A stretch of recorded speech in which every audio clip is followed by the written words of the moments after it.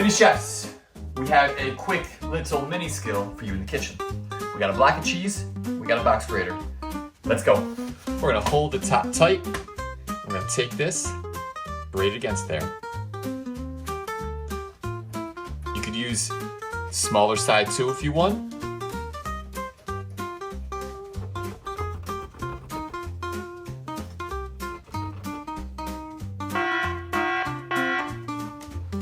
So what do you do when the piece starts getting so small? Because you don't want to shred your fingers.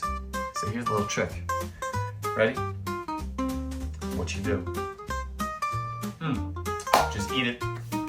Mini chefs, don't forget to like and subscribe to Mini Chef Academy for more. Till next time.